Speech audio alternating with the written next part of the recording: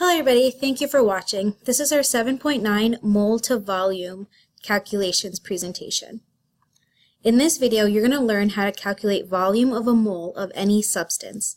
And then you're going to learn how to use STP to convert between volume, moles, and particles. Let's quickly revisit our moles roadmap. In this video, you're going to learn how to convert from things that are moles into things that are volumes of gas at STP. And we're going to talk about what is STP. So ultimately, when you have something in moles and you want to convert it to STP, we have two conversion factors that are over here. I want you to pay close attention to how we get our number of 22.4 liters. So there was the scientist Avogadro, and we know that he came up with Avogadro's number. He also had a hypothesis. Avogadro's hypothesis says that the same volume of a gas contains the same number of particles. So what that means is it doesn't really matter what gas you have, they all contain the same number of particles, provided that they are at the same temperature and pressure. And that means STP. So STP stands for same temperature and pressure. Let's talk a little bit more about STP. We now know that STP stands for standard, temperature, and pressure. So what is the standard?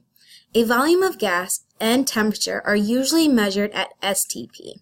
The standard temperature and pressure means the standard temperature is going to be 0 degrees Celsius, and the standard pressure is 101.3 kilopascals or 1 atmosphere. So what does this mean?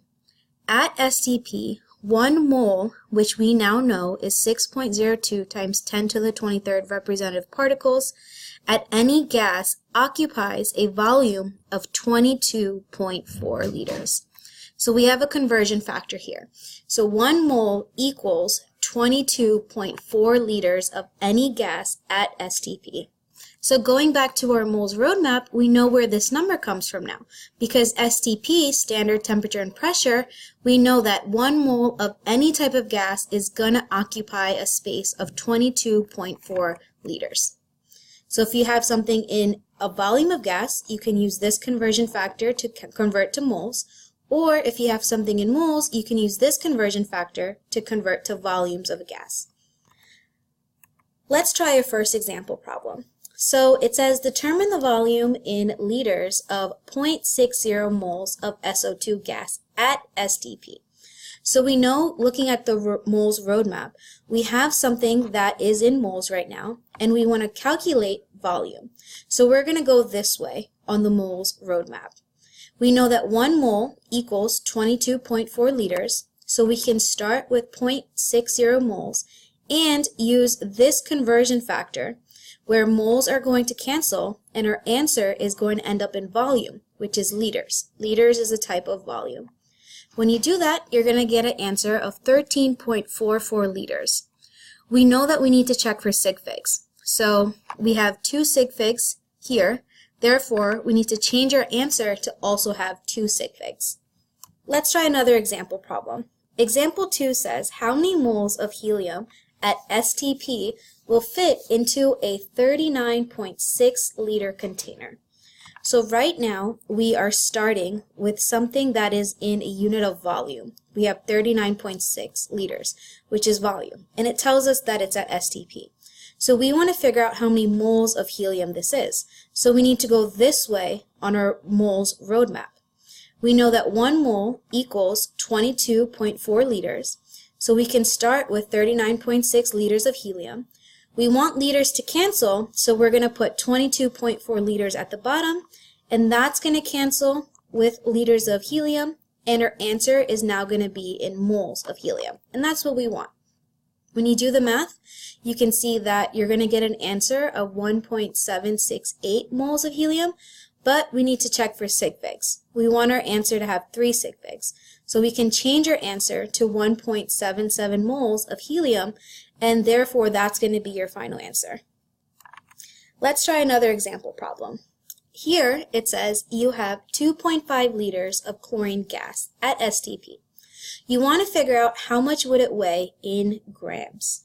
So we are starting with liters of chlorine gas, and we know that that's a type of volume. All right. Ultimately, we want our answer to be in grams, and grams is a type of mass. So technically, we need to go from volume to a mole, and then a mole to mass. We know that 1 mole equals 22.4 liters, and once we have our answer in moles, we want to go to mass using molar mass. So the molar mass of chlorine gas is 70.906 grams. So we're going to use all these conversion factors when converting liters of chlorine gas to grams.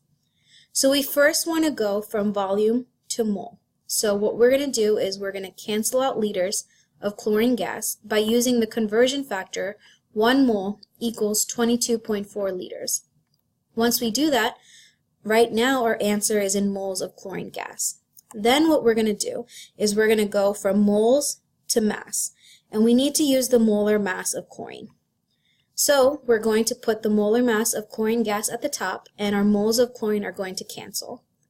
Once we do the math, we're going to just multiply across the top and the bottom and then divide. We're going to get an answer of 7.914 grams of chlorine.